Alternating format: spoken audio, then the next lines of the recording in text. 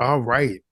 Listen, just as I just said in the intro, this is a really special podcast episode here on the Engineer Your Success podcast. Today marks episode 104. So that is 2 years of weekly episodes continuing to provide value as your guide to helping you win at work and at home.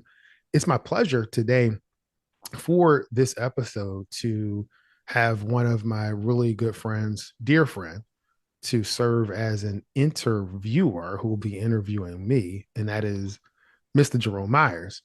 Jerome, how you doing today, man? Great, brother. Thanks for the opportunity to come hang out with you on Engineer Your Success. Can you believe that you're at 2 years of weekly episodes? Can you believe that the listenership has grown so much since leaving the radio station? Can you believe that you're out of the job and that you're running your own thing and you're setting up your schedule in the summer so you can take the end of the day off so you and boys can work out and you're still winning by growing the company and helping people grow their companies as well. Dude, it's Jerome, you've been there from the beginning. You've been there when this was a small seed of a dream that I had that I started working on. And you and I would go back and forth about different ideas of how I can continue to grow the way that I provide value to our community, to the engineering community, to business owners with an engineering background. You were there when I was thinking of how can I just provide value to the next person that I see. And so it's been pretty cool. So I had the honor and pleasure of being a on the cover of Dreamcatcher's Digest. Yes, sir. And within that, and I want to thank you guys for the opportunity for that. For those of you that haven't listened to the Dreamcatchers podcast, I would tell you to go to your favorite podcast player and check out the Dreamcatchers podcast because Jerome really, at this point, interviews folks that are doing different types of exits and that are preparing for their next stage. Jerome, can you talk a little bit about the podcast before we get into this interview?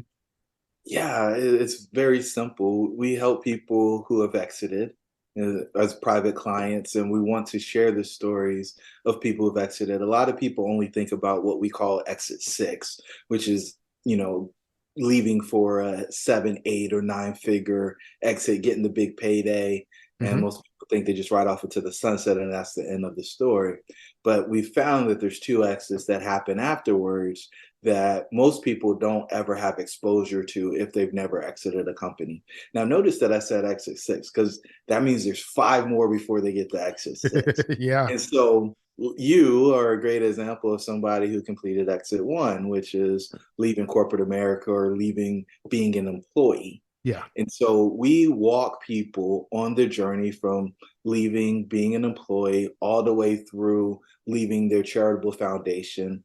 And we give them indicators or gates, or we call them exits or exoduses Mm-hmm. that people experience along that journey. And our whole goal is for people to be able to look at the framework and say, I'm right here. The next target that I have is this. And so I think you might have even got over exit number two, which is stop being chief everything officer, which is so rare for somebody to do in their first year Yeah. in their company full time.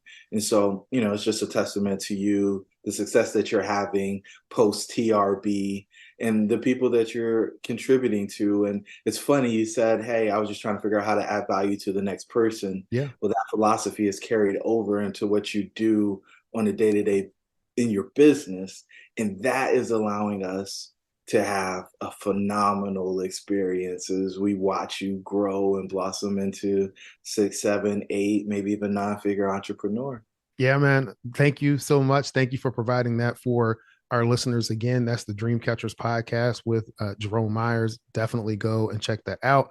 So I was, again, on the cover of Dreamcatchers Digest. It was a wonderful interview.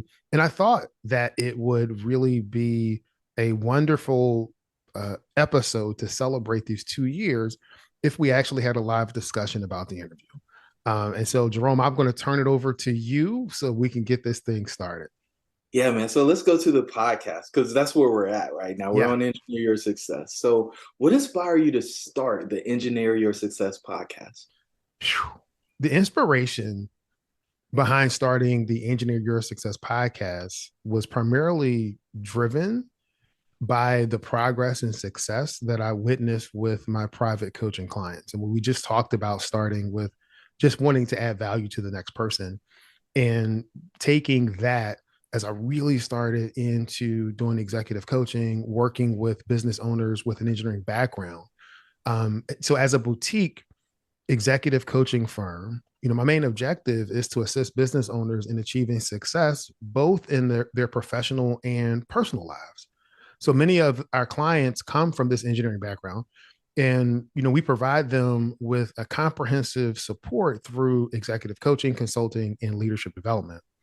But one of the things I realized is that the valuable tools, tips, and techniques that were benefiting my private coaching clients could really be shared on a wider level. And that's what prompted me to create the Engineer Your Success podcast as a platform to disseminate these insights and to make them accessible to engineering professionals, leaders, and their teams. So through the podcast, we empower and equip engineering professionals to achieve success, not only in their careers, but also in their personal lives. If you've listened to the podcast for any extended period of time, you know that I talk about that I am your guide to winning at work and at home. So I believe that you can have success in both places. And that is what the podcast is all about, as that resource for where listeners can gain practical advice, learn from successful individuals in the engineering fields and in other fields. They can apply strategies to enhance both their professional and personal lives. And so that's was the really the inspiration behind the podcast. Man, and I think it gives people an opportunity to get that development when they can't get that private experience with you. Yeah. It's not for everybody, right? Everybody's not ready to engage at the type of level where you help them get exponential growth. Mm-hmm. Sometimes they just want to do stuff at their own pace and they would just want to kind of graze and nibble on the edges and get to know James at a deeper level and learn from the guests when you do have guests from time to time on the show. Um, phenomenal content. I recently listened to the AI thing that you did, Yeah. and I think it was tied to an engineering on ramp you had. But I mean, Mm-hmm. you're just giving away a tremendous amount of value, and I think it allows it to be wide reaching. You at one point you were really tracking how many people were downloading the episodes, and month after month we just saw it continue to grow. Yeah. Just like we've seen people who follow you on LinkedIn grow. And Yeah. so I think it's a great resource for anybody out there who doesn't just want to win it at work or at home. They want to have a comprehensive life where they're winning all the way around. Yeah. And Win it all the way around. That's what it's about, man. that's amazing, man. So I imagine it's a lot of work to do the podcast, serve your many private clients, to come up with fresh ideas for the on ramp. I mean, I could keep running down the list, and that's just the work stuff. You're still a dad, you're still a husband, you're still an uncle, you're still Yeah. a brother, you're still a son. You still have all these roles outside of what you're doing as a entrepreneur. Yeah. What motivates you to work so hard? That's a great question. And I remember when I first saw this question, immediately I thought through the lens of I don't work hard, I work smart. You know how we try to outwit ourselves when being approached with a question. But when I think about what's the intent behind the question, because it is a lot of work, it requires resiliency. There are weeks and days that I don't feel like doing what it is that needs to be done in order for me to show up the way that I need to show up. But the big difference between an amateur and a professional is that when an amateur doesn't feel like showing up, they don't. Ooh, But when a professional doesn't feel like showing up, they understand that they still need to show up. They still need to be there because it's not about how I feel in that regard. It's about my ability to provide value to my clients, to provide value to our community.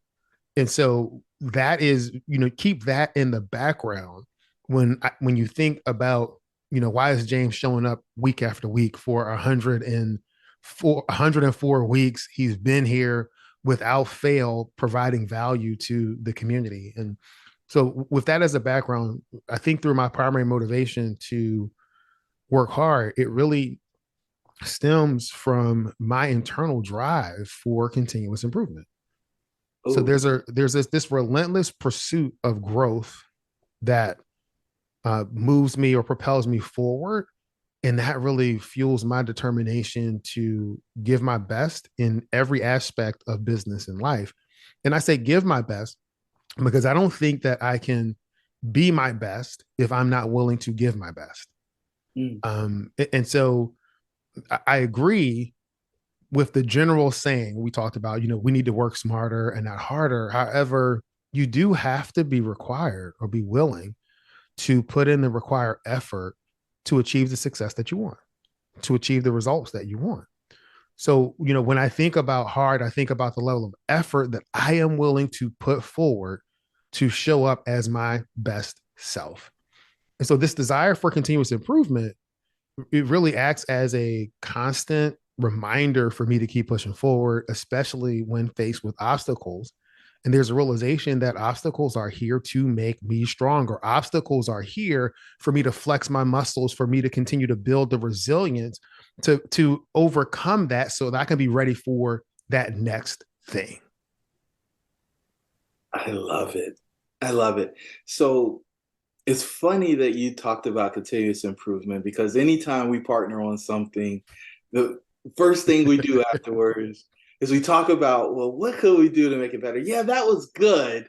Yeah. How can we make it great? Yeah. And it's just how your mind works. And, I think it's interesting because most people are just checking the box, it's done, right? They're not looking for ways to take things to the next level. I still remember when you first got into the radio show Mm-hmm. and how you were honing your craft. You were going through and you're like, man, I didn't do this. And you were reviewing tape, right? Literal Yeah. tape. You were listening to the show and hearing your voice when most people were looking to avoid that type of stuff because they'll say stuff like, oh man, I don't like the way my voice sounds, or Yes. some other excuse on why they didn't need to go back and actually critically review the work that they're doing. But that's not who you are. And I think that is a big benefit that your clients have, to have somebody in their corner who's going to encourage them to go to that next level, to evaluate what they've done and see what they can do. Because I mean, it becomes tweaks, right? If you're Yes. a high performer, you're not doing things wholesale wrong, right? Mm-hmm. It is literally you're directionally correct, but we could be a little more efficient here. You're talking Little about, small you know, pieces. smarter, not harder, right? Yeah. Yeah. We can make a little tweak to get just a little bit more out of it, right? To get the efficiency. Yep. Uh, And that that little bit could be the very thing that gets you over the hump. That little bit. oh, If you think about if you through the think door, about yeah, success as being a collection of these little bits, of these little pieces, and we often will belittle in our mind the impact of a small adjustment, but that small adjustment with the other things that you're doing could be the very thing that pushes you over the edge. yeah, yeah. This is good. This is good. So, we talked about what motivates you to work hard. Mhm. Let's talk about what excites you the most. Whew, man. Well, what excites me the most is I have the flexibility, the desire, and the space to spend time with my family. And that just means the mental space, the financial flexibility to be able to just be present with the family. So, the boys are home this summer. We've been hanging out, going to the gym, doing things. I've also been working with my private clients and doing other business development activities and looking to structure my day to be able to do that. When my wife comes home, me, her, and the kids will sit down at times and have a conversation and just be together. That's the one thing that I would say excites me the most because that's core to who I am. Those of you that are looking on YouTube, you can see the pictures of my family and my friends behind me as a collage of really what my life is all about, or a big portion of what my life is all about. So that's, I want to start there. because I think that's really important for who I am. Um, when it comes to working with my private clients, what really excites me is being able to witness the changes in their thinking, whether it's a big change or a small change. Those changes have a huge impact. So it's amazing when I see how their mindset shifts, and how they start seeing the world and interacting with it in a whole new way. So that transformation actually unlocks their potential to improve not only their business but also their personal life. I will continuously say that, you are not. It's not two different things. It's not that you have your personal self over here and your business self over here. It's a different side of the same coin. And when you are able to improve your ability to communicate, to lead at home, that shows up at work. When you improve those things at work because you're continuing to transform, that shows up at home. And so it's amazing when I see that light bulb moment and it goes off and it's like boom. One of the things that I talk about, and I mentioned this in the podcast episode, is that one of our private clients who's a business owner, when we began working together a few months ago, I think we started working together in October, November. They were feeling overwhelmed because they were working, 70 hours a week, managing their business. And so one of the things that we decided to focus on is learning more about delegation. So I use this process called DEA: delegate, eliminate, and automate, as I take my private clients through, ways in which they can begin to free up their time to focus on what matters most to them. And so through our collaboration, it's been pretty cool to see him show up at our meetings and start to say, hey, man, you know what? I'm down to 40 hours now. Hey, you know what? I'm down to 30 hours now. And then a few weeks ago, he calls me and he says, man, if we continue to implement what you've been implementing, not only will my business continue to grow because it is growing, but I'm going to be down to 20 to 16 hours a week by the end of the summer. And again, the best part of that story is it's about business and life. It's not just about either or. So the best part is that he's becoming more efficient in how he delegates and uses his time, but his profits are still increasing. And so seeing that kind of progress in my clients' lives makes me really thrilled. It makes me smile on the inside, man. You're smiling on the outside if anybody's watching YouTube, man. Yeah, You lit up yeah. about that thing. It's interesting that people don't actually want to optimize their whole life. They try to optimize a part or a piece. And Mm-hmm. when you start optimizing parts and pieces, you just create a mess. Yeah. And what you're telling people is, hey, this is life. Like, let's optimize your life. Let's specifically call out the two most important pieces, right? How Mm-hmm. you earn your living and then how you actually live your living. But Yep. let's figure out how to optimize life.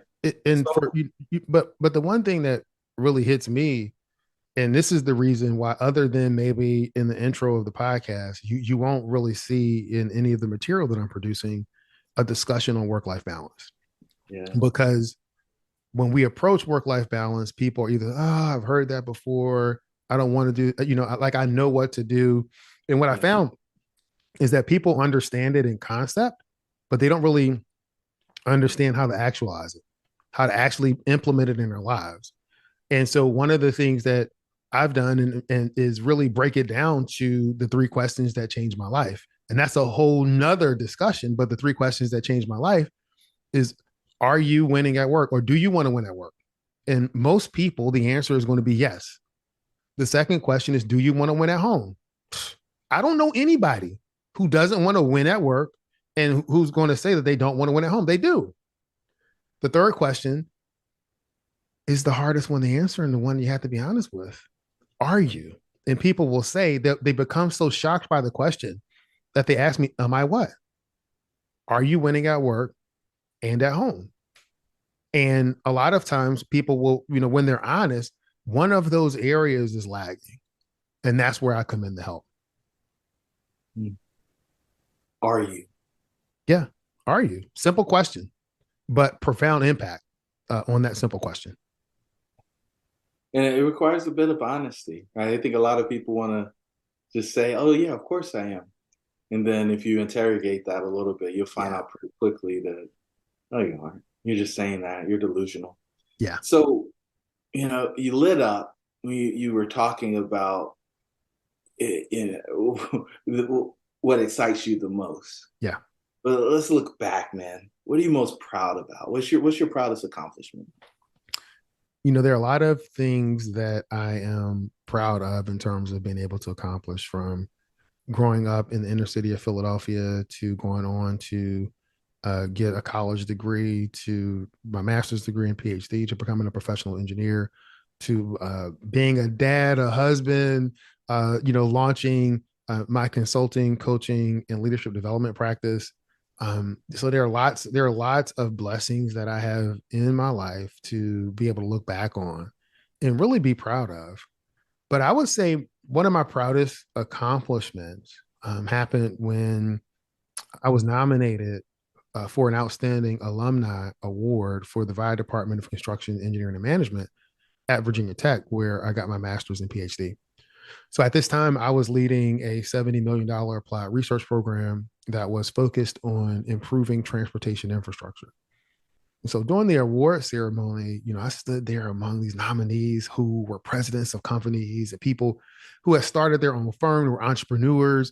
It was really cool, and it was an honor for me to be there with them. To be honest with you, Jerome, I'm like looking at all of them and their accomplishments, saying, "Why am I here? Like, what did somebody mess something up? I mean, I know I'm doing a research program, but it seems like all of these other people's lives they're doing all of these great things." And I can remember being in the ceremony thinking, what if I would have chosen a slightly different path?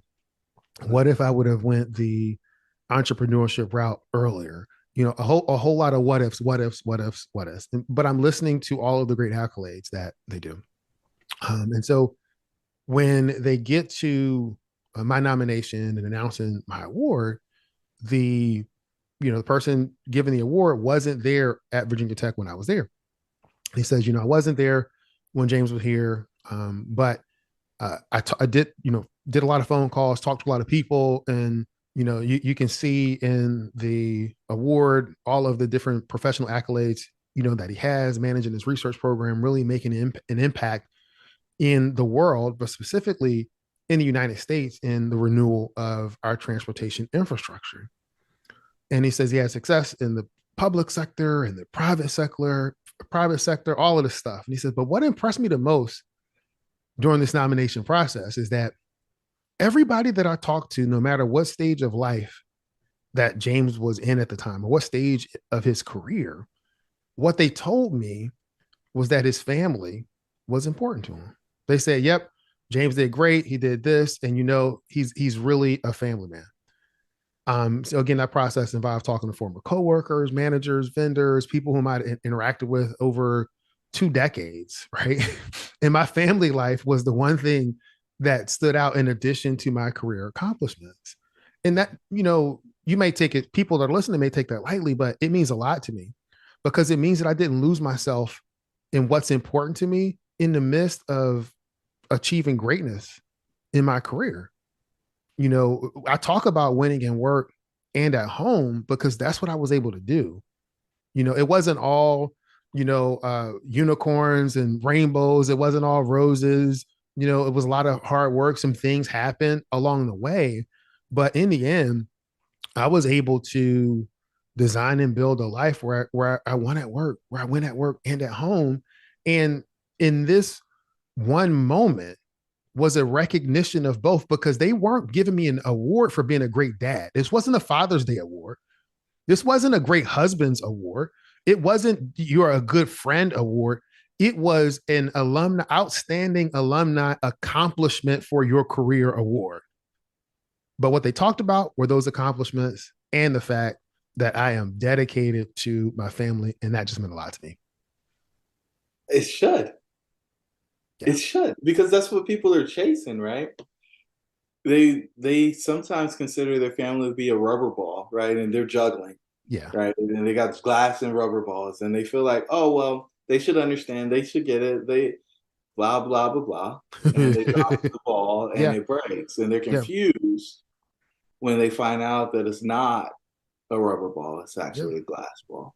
And it yeah. doesn't seem like you missed that. No, and the big thing there is And I tell my private clients this all the time. If you have something going on that's going to take your attention, I mean, really primarily attention at work, because this happens, whether it's a big project, you're working on a proposal, whatever it is, it happens where that requires your attention. Working with my private clients, I tell them, make sure that you talk to your spouse and your family about what's going on, about what you're doing, and pull them in to what you're doing. Don't think that they can read your mind, because they can't. They can't read your mind. They can read your body language and they see that you're stressed.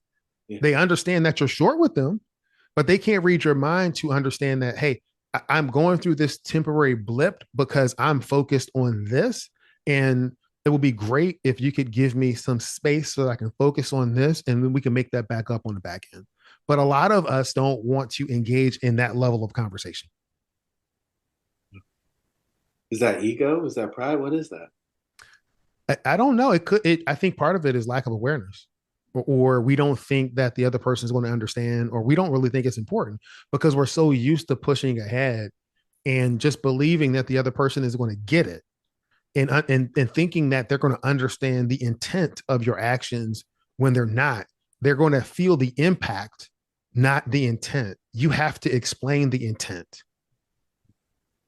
And when you explain the intent, then hopefully you can get some grace. Yeah, This you is can get some grace and you can get some support. I mean, you can get some support. If I can talk to my wife and it's like, in 3 weeks, I'm going to have a busy time. I have a couple of speaking engagements, I have some client meetings that are coming up. Okay, let's look at the calendar. I'm going to need some time on the front end to do that. Can we work something out with the kids' schedule? Oh yeah, okay, all right. Well, we'll shift some things around, and we begin to work together to make it work. But if I don't say anything, yeah. then I'll be like, hey, I'm leaving tomorrow, and I'll be gone for the next 2 weeks. That's a problem. So, how would your friends describe you? I would say that my friends would describe me as a good listener and a great communicator and someone that has a giving heart. Yeah, I would add present and Mm, consistent. yeah. Those are the first two words that come to mind. Generous was the third, so that you got that one. Hmm. Um, Speaking of generous, I believe you've just made your largest charitable donation. Yes, I did. I had was able to exit out of one of my multifamily real estate investments. We were able to make a huge return, something like a 200% return, and was able to take all that the profits and write my charitable contribution check, my tithe, right off of that. So it was huge. It was huge for me. How'd that feel to be able to give at that level? I, you know, it felt good to be able to practice what I preach, in a sense, to be able to live out and actualize what I say is important to me. So, nobody else knows the numbers but me and my wife and my business partners, right? No, so nobody else cares. But it was important for me to have personal integrity to say that if I believe that in tithing, if I believe in giving 10% to my church and I get a huge check, what happens? Am I going to live up to what I believe, or am I going to compromise? And so it felt good to be consistent with who I am. Living in worlds of percentages can scare you sometimes when you start looking at the actual numbers, right? Yes, it can. It can. It can. And you're looking like, really? Yes, really. Yes, really. That's wonderful. So we're future casting now. Okay. Who would you want to play you in a movie of your life? Ooh. Ooh. Because I feel the biography is coming. That's a tough one. If there was a movie about my life, I would prefer to play myself because I've truly enjoyed living the role that I have. Right. Every moment of my life is cherished, and I wouldn't want anyone else to portray me on the big screen. I wouldn't want to change anything about the life that I've had so far. Not a thing, because all of those things have made me into the man that I am today. And thinking about it a little bit more, The other thought that crosses my mind is having my oldest son, who just turned 16. JT, James William Bryant III, really play that role of me. But here's the thing. I want I don't think that would be fair to him, because I don't want him to think of growing up trying to fill my shoes. I want him to fully be present and fill his own shoes. Mm. And I want him to have the freedom to develop his own path and live his own unique life, and not try to necessarily walk step for step the steps that I've taken. I want him to be able to go faster, further than I did. But I want him to do it at his own pace and for being himself. Spoken like a phenomenal father. Thanks. His his his floor is your ceiling. Yeah. That's amazing. What's your favorite book to read, man? I know you're into personal development every morning. I feel like you turn pages every day. Yeah. What's I try your, to. what's your favorite book?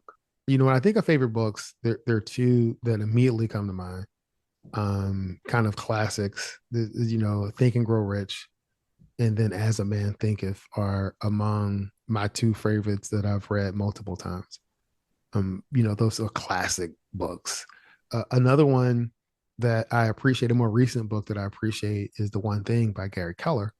Particularly when you think about the concept of, when you look at your list of things that you're looking to accomplish, is there one thing that you can accomplish that will make the other things either go away or obsolete?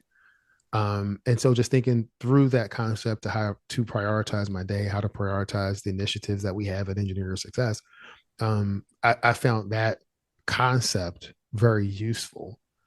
But when I think about the book that I read the most, or the book that is my favorite, I would have to go back to the Bible. And it's simply because the principles in the Bible, in my opinion, provide a really solid foundation for success in business and in life. It's all there. There's nothing new under the sun, right? Yeah. Yeah.